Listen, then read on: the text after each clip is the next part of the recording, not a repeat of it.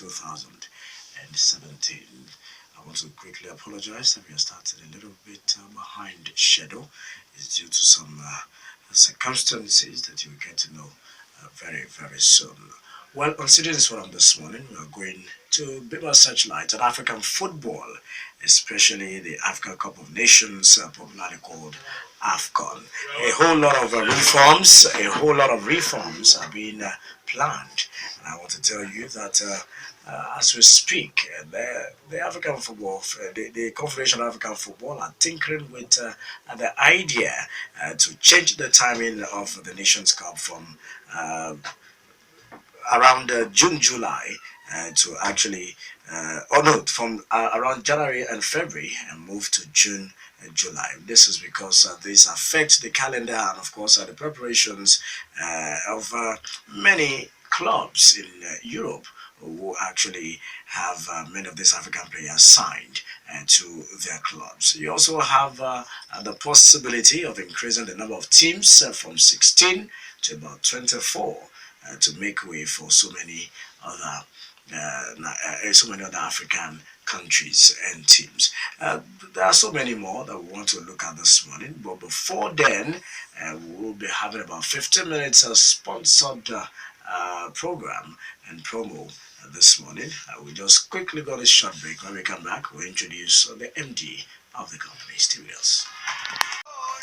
All right, you're welcome back. It's still Citizens from the Daybreak Show, Rock City 101.9 FM. Like I mentioned earlier, we now have the legendary icon, Emmanuel Amunike, Coach Emmanuel Amunike. You're welcome to the Daybreak Show, Coach. Thank you very much. Thank you. Good morning. Yes. Coach, we are looking at a whole lot of developments and, of course, the planned reform of African football. First, let me find out from you, what are your thoughts as regards the development of football and the repositioning of things by the new CAF president?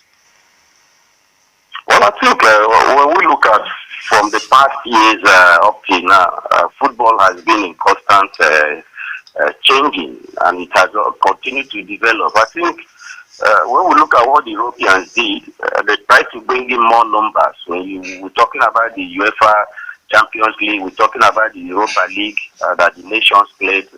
So I think Africa should not be left behind. It's also our responsibility as a continent to see how we can also, improve the standard of our football, improve the development of our football. Of course, any changes that comes into somewhere, there will always be this kind of doubts.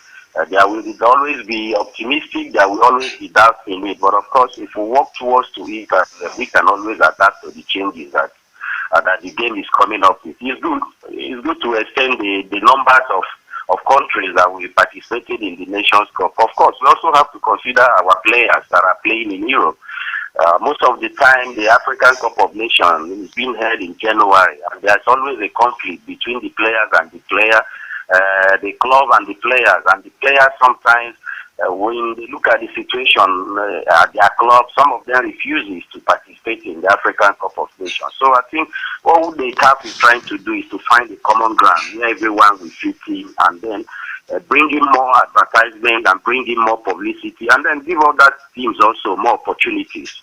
Now, Coach, if you look at this season, and of course, we're talking about the 2016-17 season in England, for example, during the Nations Cup of this year, about I think 20 teams, so 12 English Premier League clubs were affected, especially the likes of Leicester, Stoke, and Sunderland, who lost about 3 players to the Nations Cup.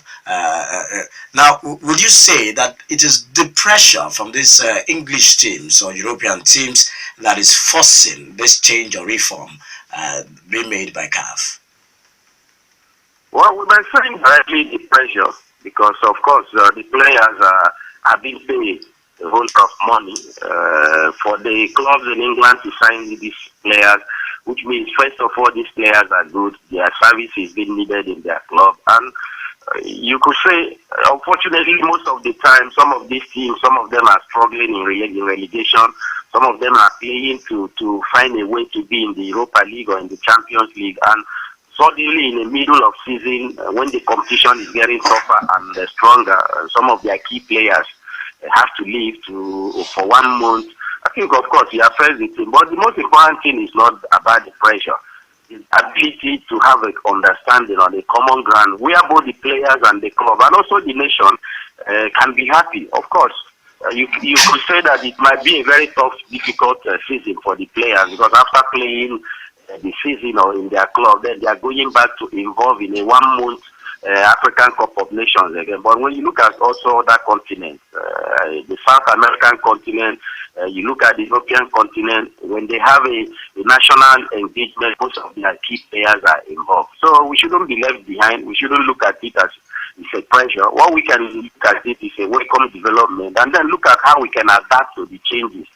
There's nothing permanent in life except changes, and when those changes occur, of course, like I said earlier, people have their own doubt, people have their own opinion, people have their own way of reasoning it, but we are meant, the capacity of a human being is meant to adapt to every circumstance that is trying to face. Okay, now let us look at the increase of the number of teams that will be participating in the finals from 16 to 24. Do you have any doubts or any reservations as regards this increase? Will it augur well for the competition itself? No, I would not have any doubt. But also we should bear it in mind that when there is change, like I said earlier, there will always be optimistic, there will always be reserved opinion. But also it's good to extend the numbers from 16 to 24, which means you are giving everybody equal opportunity, everybody have equal opportunity on a common ground to participate. And also it will also give us opportunity to discover more players, not only from maybe the strong teams in Africa, maybe some of these weak teams also. It gives you an avenue to see some of their good players. And probably when you start to see some of their good players, then it becomes more interesting. Then you start to know that there's a player maybe from Tanzania. There might not be a stronger team, but of course you could also say maybe 1 or 2 players are good. And then people start to take notice of them. I think it's a welcome development. We shouldn't run away from responsibility. We shouldn't look at it as if it's something that is going to stress us or something that will not make the competition to be at the top level. I think it's something that we should look at it from a positive angle. And when we look at it from a positive angle, then the tournament himself will always be the same, because it's a tournament that brings all the whole African countries together. It's a tournament that makes you to play against people that probably as your teammates in your club or people you have played against in the league. So, but when you come together, the feeling, the passion, and the understanding and the ability for you to make yourself proud in your own continent will always remain and will always be there. Do you think it's a good development that apart from the FA president of different countries, secretary generals of commissions, coaches of each African teams, a host of former stars have also been invited to give their views as regards this workshop and reform committee? JJ Okocha of Nigeria was invited, Samuel Eto'o of Cameroon, Jeremy and Joseph Antoine Bell, Hussam Hassan of Egypt, and the likes were also invited. What do you have to say about this? Well, I think it's a welcome development. We shouldn't forget that these players have, in their playing days, they have done so much for the continent. And it will always be very, very fair for CAF not to recognize people that have made the continent proud and great. I could remember the last edition. Let's go back to the past CAF people that have been there. When you look at African, they are voting to African Footballer of the Year. People that they are bringing has nothing to do with the game, and you cannot even find where they are bringing people that past ex-players, past players that have become African Footballer of the Year to bring them together. It's a way. You look at the Europeans, how they do their own thing. You look at FIFA, how they do their own thing. They are constantly recognizing people that have contributed so much to the game, people that have given all their life to the game. And if today we have recognized those errors that we have done in the past, and now we start to relay with our ex-players, we start to relay with people that have done so much to the game, then it's a welcome development, and there's nothing wrong about that. Okay. Thank you very much, Coach. We appreciate your contributions this morning on our program. Yeah, thank you. You're welcome. Thank you. Have a nice day. Yes. All right, we've got a short break once again. We'll be back. Hopefully, we'll have Chief Segun Odegbami there the legendary icon also on the line. Stay with us. Till season is forum on the Daybreak Show. We now have on the line the mathematical one, Segun Odegbami. Chief, you're welcome to the Daybreak Show. Good morning. Yeah, good morning.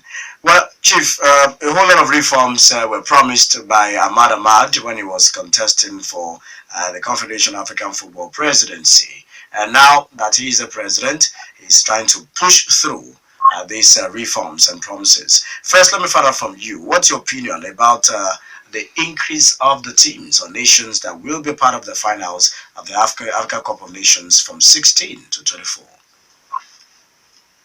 Well, on the surface, when you just think about it on the surface, it provides opportunity for more teams to be able to participate at that level. And that will help all the teams that do so. So it is on that strength alone that one would say yes, it's a positive move. Otherwise, if you look at the quality of African football, even up till now, it would be hard to justify moving the number from to 24. But as I said, the major reason is that it provides opportunity for more countries to participate. How this will turn into economic benefit is hard to find. And even more than that, it means countries will have to provide more facilities to be able to accommodate more people, more of these things coming in. That will pose a huge challenge and a big economic drain or challenge also, it may not be a drain, on these countries. I don't even know if Africa is ready for that. Why would you say so, that you're not sure if Africa is ready for this? Because to put facilities down to accommodate 24 teams over the same period of time is a lot of money. And already, none of the Africa Cup of Nations has been of economic benefit to the country. Rather, people think that they are drained. After the competition is over, you find that many of these facilities are never used again. And the social interactions and activities generated, just peter out. I think it has to do more with the planning around the Nations Cup than the fact that the facilities become useless. So on that strength, you find that you are spending more money and putting facilities and infrastructure, and yet, the market is not there to provide the economic benefit. So it is hard to justify. Now, one particular concern that many indigenous coaches or icons like you have talked about is that, or have heard, is that we need to look inwards, especially players who play in the local leagues of these African countries. Give them more chance and opportunity to actually show themselves and display their talents and abilities. But in a situation whereby we are changing the timing of the Nations Cup to favor foreign-based players, what does this portend? Well, the only problem that I see with the summer Cup of Nations, and when you say summer, it's for those countries that are in the Northern Hemisphere. For those countries that are in the Southern Hemisphere, it's a different thing entirely. It suits them. But for us in the Northern Hemisphere, you find that is when you have the most rainfall. And even ordinarily, you can see how disruptive that could be. So otherwise, I think it's a good idea to marry the programs of Europe. That is the final, that's where most of our players end up. And if we align our programs with Europe, it will help the careers of our players rather than diminish their careers. So I think for that reason, because they will not stay at home, the best of them will always choose to go to Europe. So we must make it consistent for them to go to Europe. Our own domestic league, it doesn't matter what time we play them, even in the race we are used to them. So those ones can sustain. That is my own argument. We must help the players, if Europe demands it, and that's where most of them end up. We must help the players to migrate to that environment. Because Europe helps us too. That's how we develop our players to higher levels. Ahmad Ahmad also is planning to review the rules on hosting the finals, which of course believes that is increasingly becoming prohibitive and reducing the number of potential candidates. What do you have to say about this? Will this throw up more opportunities for what you call less advantage states or uh, I have always, propounded an idea from the year 2003. It is an idea that I sold to the world, and the world is just waking up to that realization that when you want to host a major tournament such as that, and you want the benefit to cut across more countries, and you want more countries not to carry less burden, so you have to start to think of multi-country hosting of the event. The benefits are just too many. And I propounded it in 2003. I sold it to the Nigerian government. They bought it, but it was shut down by the media in Nigeria. But right now, even FIFA are considering a multi-country hosting of the World Cup. So it makes absolute sense if there is a review of the Nations Cup also, that more countries can come together and host it. That way, the competition goes to more countries, the benefit goes to more countries, the burden is reduced, and the competition is enjoyed by more. So it just makes absolute sense. The African Cup of Nations to be hosted by Benin, Togo, Nigeria, and Ghana will be phenomenal. And it will be easy. You don't have to provide 8 venues. Each country can provide 2 at most. And you have a competition that cuts across a section of West Africa. So for me, that's the way the world should be thinking. I'm happy that Ahmad Ahmad is thinking of reviewing, the hosting philosophy, and maybe that will be part of it. All right, thank you very much, Chief Segun Odegbami, for joining us on the show this morning. We appreciate your input. Thank you. Thank you. Have a nice day, sir. Bye. All right, that's it. We'll go on a short break now for the national news at 10. When we come back, we'll begin to take your own contributions, questions, and comments as regards African football and the reform being proposed by Ahmad Ahmad, the new president of CAF. Stay with us, we'll be back. Yes, nothing they happen like they say other than the program Citizens Forum on Rock City 101.9 FM. Yes, the Daybreak Show is still on. Thanks for still being there. We'll continue with the second half. We are looking at football again. This morning, the CAF new position about changes. What people will say, change is part of life. That's one thing that is inevitable. But it shouldn't just be change for change. It will be change for progress. CAF has said the timetable for the Nations Cup, that's the highest football competition in Africa, will now be shifted to suit the English season rather than from January, February that we normally have it. It now comes to the summertime in Europe, that's July, August, and expectedly we'll have the total number of participants increase and the possibility of having it moved from 2 years annually to 4 years like the global competition all over the country. Earlier on, we had the opinion, the voices of Chief Segun Odegbami and another chief, Emmanuel, Amunike, the 2 of them Nations Cup participants and Nations Cup winners in their own right. Okay, we'll now switch over the microphone to you, our listeners. Let's get your own thoughts about this. I know a lot of you watches football, enjoy it, and want to be a part of it. 009-868-7344 and 0909-146-9670 for the telephone numbers, and of course short code remains 32120, but you have to type ROCK before you type your comment. The Facebook is there, and of course our Twitter handle at Rock City FM can also be used. All right, we have you on there, that's correct. Hello, you are on 0809-868-7344. Good morning. Adeleke, calling you from Lakanwa. Thank you, Ade. I think it's a web. It will enhance more participation. I think it's going to make football more beautiful. Okay. The number of participating nations to be increased to 24. Nevertheless, I against making it a 4-year tournament. We are so. Okay. Thank you. All right, let's quickly take this comment on our Facebook page.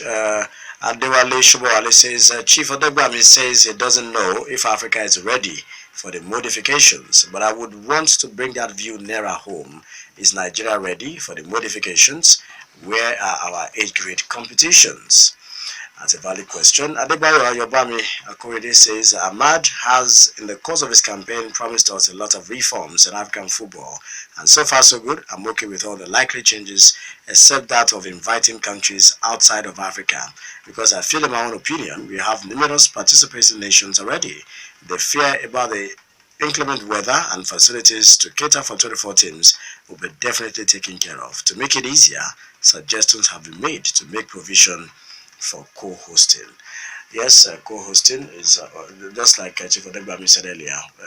Nigeria, Benin Republic, Togo, and Ghana can co-host the Nations Cup instead of providing each country. Instead of a country providing 8 venues, you provide 2 venues each to take care of the teams and the tournament. All right, let's have this one. Hello. Good morning. Yes, Good morning. Well, good morning. Good morning. This is Alaji Ojeyika from Abeokuta. Thank you, Alaji. I think for me, as a person, and as somebody that has passion for sports, particularly football, I think we like these changes that they are bringing. But I want aspect, the area I want us to look into it is how it will benefit us in this country. Because normally we should know that no condition is permanent. And change is the only permanent thing in life as we are having. And I even thank the CAF President, the Ahmad Ahmad, during the course of his campaign. I think he said that there will be many changes or these things that they will do. And I think that is one of it. And we should look at it and we should apply to this country how, we will benefit from it. And I think people like Segun and other people that I've spoken to, I think they would be in the best position because we should even appreciate them. They have played the game, they are giving back to the society, and even their views are very relevant. And I think the society will benefit more. Thank you, particularly in this country. All right, thank you. Yes, you are on your turn. Moving. And the thing was very beautiful. That's why I kept it open. Like I'm sorry. Yeah. Then I've always had a problem with this sports as a whole. We host sports to develop our infrastructure. The developing world, that is Brazil, Nigeria, and what I call the third world countries. But other countries showcase their technology, showcase what they've got. These are two different things. And that is why when you do these sports, these big things, we don't see what we do in the game. Let me tell you, National Stadium, nobody's using it. Liberty Stadium, nobody's using it. No, some people are using it too. To They're using it for revival. For revival. For revival and all that. Go to the National Stadium in Abuja, nobody is using it. Go to the stadium in Calabar. That one is another thing entirely. It was what I would call a waste of very scarce and all that. So the question is that what do we football is or games are the voting for people to come and clap. It's money. If you look at what football has earned, it's not a joke. It's not a type of thing for people to come into if you don't get the resources. I look at these reforms as one of those things you have to do to fulfill it, and it ends there. Because I don't see what is going to add to our football. I don't see what is going to add except to line our pockets. We quickly build another stadium in Sokoto International, 2 or 3 matches. The thing is closed down, and then we go back to square minus. That is what happened. The issue is beyond that. What we have now, look, we don't have money to run those things. That's the truth of the matter. We Let other people do it. It's not, look, the hands are not, we cannot host like Europe. We cannot host like perhaps South America and all that. Those ones are than us. Let us sit down. Make sure it's entertaining. As Segun Odegbami said, support. Let it make it multi-center, multi-country type of thing, rather than a country cannot host it. We don't have money for that. The Republic cannot host it. Ghana cannot host it. So why don't you have two stadiums? Okay, fine. You use it. Nigeria has three. We use that one. That will be better than all these things we want to reform and reform less. Just like Nigeria say we want to restructure and nobody knows what restructuring means. That's the way I look at it. All right, thank you. Hello. Yemi Da Vinci says, I would have loved to ask Oga Segun Odegbami if he feels Ahmad Ahmad is performing more than he would have had he been the CAF president. Okay, shifting AFCON to June-July is accepting defeat like South Africa did to Europe's money. He who pays the piper that takes the tune. Yemi Da Vinci still. Rich Boy Charles says it will be disastrous to co-host. What pride are we giving the individual players on which country they actually played an AFCON? Yemi Da Vinci says some European club coaches do not have African players in their team, so they won't suffer like Liverpool when Sadio Mane came for AFCON. Okay, and this one says, those are supposed shift of AFCON time, but that hosting it outside Africa is an idea that must die a quick death. Okay. Akwede Kamil once again says, I don't want us to see these reforms as trying to please European clubs, rather a step to help progress of African players more to benefit. Okay, Oduwole Babatunde says, it's a beautiful idea because it will enable the discovery of new players. It will also stop the dilemma in which foreign teams face. Oduwole Babatunde once again, Liverpool were challenging for the league in England until Sadio Mane went for AFCON. It really affected them. The shifting is good. Yemi Da Vinci once again says, FIFA that also wants to extend the number of World Cup participants does not have two heads. 24-team AFCON is long overdue. Debo Ali says, change of dates to summertime and increment in numbers of teams are okay, but there is no need of changing from 2 years to 4 years. All right, that's Debo Ali. All right, keep tweeting. And of course, keep sending your messages to 32120. Our Facebook page is also Rock City FM 101.9. And you can just drop by and post your comment. 009-868-7344. Okay, we have somebody. Hello. Okay, the lines are appearing funny. Hello. Really, for whether it's a victory or not for the Europeans who have been mounting pressure, let me just say this. I'm sorry if it will hurt anybody. One of the reasons why I don't like Coach Harry Redknapp till today is his position about this issue that has now come to play. Remember when he was with Tottenham Hotspur, he had so many African stars, including Togo, Emmanuel Adebayo, and he was the first person who led that thing. And so any of them who goes for the Nations Cup will not come back to take their shirt in Tottenham. And now begin to see a lot of team managers, including Sir Alex Ferguson, also echoing that position. And naturally, that scared some of those players. Those that were not scared, it affected their play because they had to be very careful not to go back injured.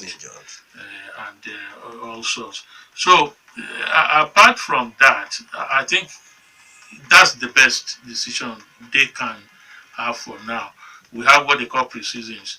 So they will use those competitions, if we have, as their own pre-season to keep fit. Before the season. So it will be a kind of win-win situation for both the country, the club, and the players. And the player itself. Hello. And of course, if you look at the weather in Africa, we don't have the central one like Europe. Generally, when it's cold, except the far east areas or the Balkan areas in Europe, when it's almost cold for the better part of the day. But in Africa, the weather is different. It remains harsh for football, really. So you can never have a balance when it comes to the time to play the game in Africa. If you take it to the north of Africa, January, February, we know what that means. Yes. Even if you take it to northern Nigeria here, January, February, the weather is harsh. It's not good for football, obviously.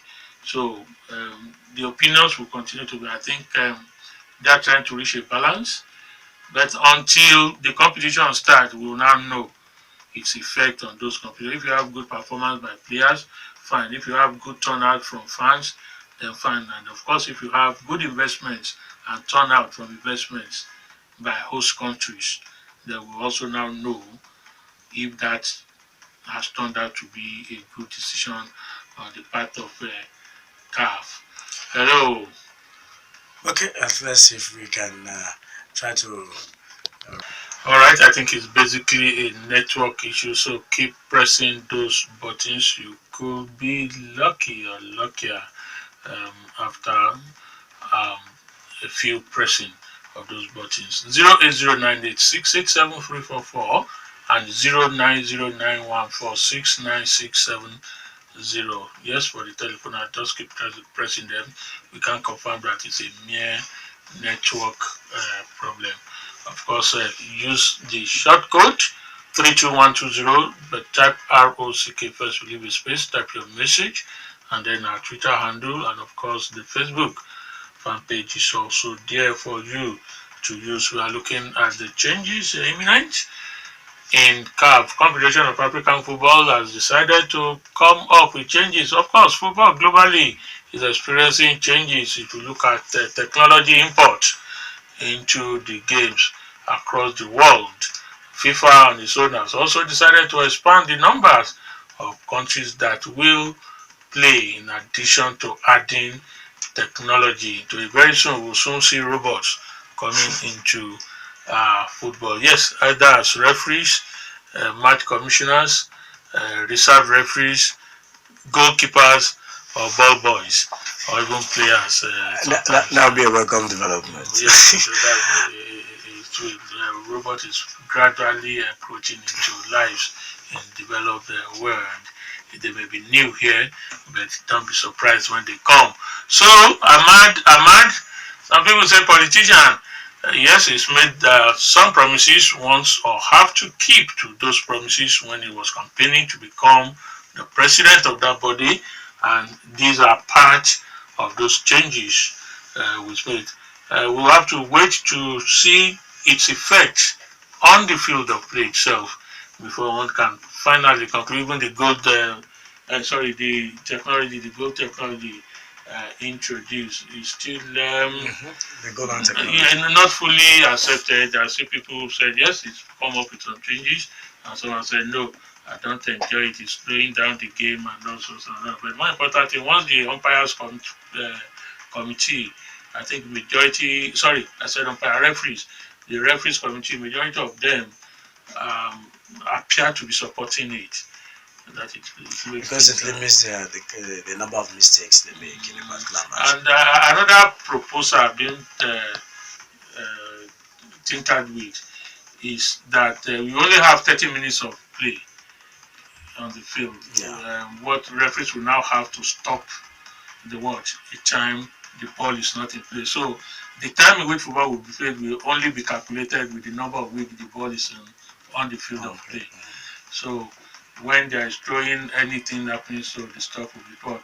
Which means just like beach football, you could actually end up playing more than that 45 minutes for each half, or watching football for more than 45 minutes for each half. Those are the expanded consequence of such decisions. All right, let's quickly do justice to some of the tweets that just trickled in. This one says, I don't know how people conflict ego and economics. Co-hosting makes economic sense. Ego leads to hunger. Nigeria Ghana 2000 was a success. As Yemi Da Vinci. Taiwo Tololope says this move will further develop African football, considering that most of our local leagues are not as developed like the European leagues. All right, Akode Camille says, Dele, I want to blame managers telling players to stop coming for tournaments in the middle of the season. they can't be paying for loss. The decision to shift AFCON What loss? the decision to shift AFCON from January to June to July is necessary to resolve conflict amongst clubs, players, and the countries. Alright, that's Akwede Camille's opinion. Taiwo Tolodokwe says it would be discriminatory for CAF to move AFCON from January to June without considering moving CHAN Nations Cup to suit timing of African leagues. Okay.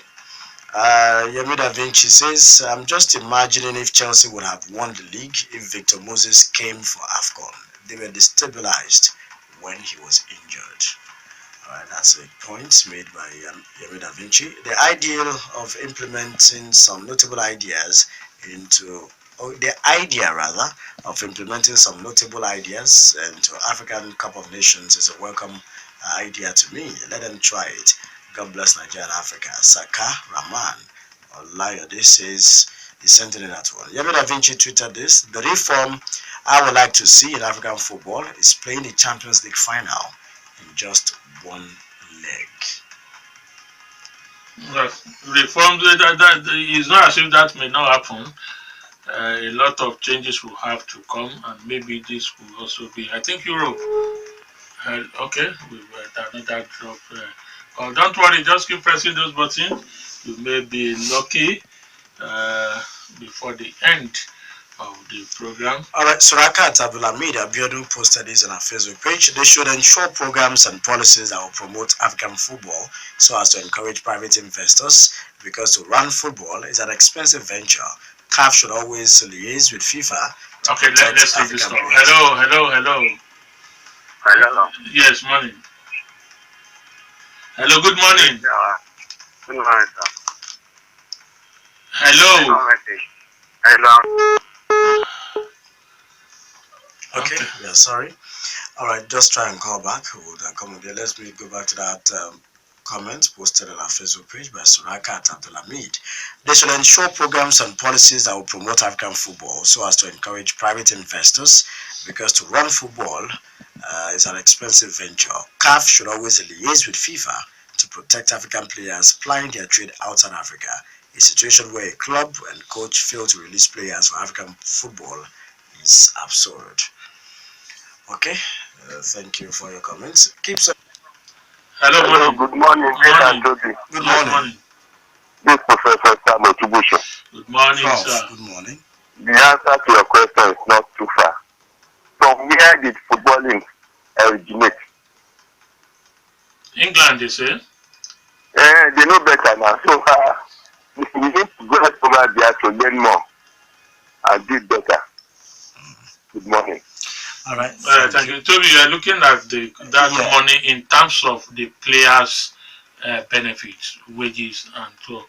Let's look at the developmental process itself. Let's look at the packaging. You just talk about TV rights. Let's look at the stadia. Let's look at fans. How they've been able to entice people to come and be part of it. Let's look at branding. Yes. All these are where the money also goes, apart from the players. Now, rights look at all these things that you've talked about. Inject the same into local leagues in Nigeria, in African leagues. Who is going to inject it? Who is injecting it in England? That is it. These are multinational companies and even private owned. Of course, the likes of Ibrahimovic, the likes of those people who has Manchester City, the Chinese coming into it. It's not much of it's much of individual corporate bodies. That's what I'm saying. How many of our clubs here have their own clubhouse, have their own stadium? The money will come. Have their own television. Even how many of them have a functional website? The money will come only when you give them the necessary media attention and coverage. Don't take away that. Okay, that's the thing. Look, okay, take for example, how many, if not for the likes of, okay, this may be a cheap advert for them. Look at cable TV, for example. You know, the popular cable TV provider. If all they do is focus on the local league, on African leagues, that will generate a lot of global attention. And the company will die. Which company will die? The company you just mentioned. Would I yes, just less than 5 minutes. It's actually about 3 minutes to do this. We still welcome your Okay, contributions. this message from Pastor Shola Makinde says, change is good. My position is that right people should be in football administration in Nigeria. I also agree with former Nigerian striker Chief Segun Odegbami that 3 or 4 African countries can co-host international soccer competitions. All right, that's Pastor Shola Makinde from Okiago sending in that message. All right, let's see if we can accommodate one more call. That's if the network will permit. 0809 868 7344 0909 146 9670. Hello, good morning. Hello. All right. In the absence of any other call, we want to appreciate everybody who's been a part of it. Yes, tomorrow, the open day. Let's keep the debate on. Dele Ayodo is my name. I say God bless you all. God bless Nigeria and God bless Rock City. And I am Tobi Joseph. Have a wonderful Thursday.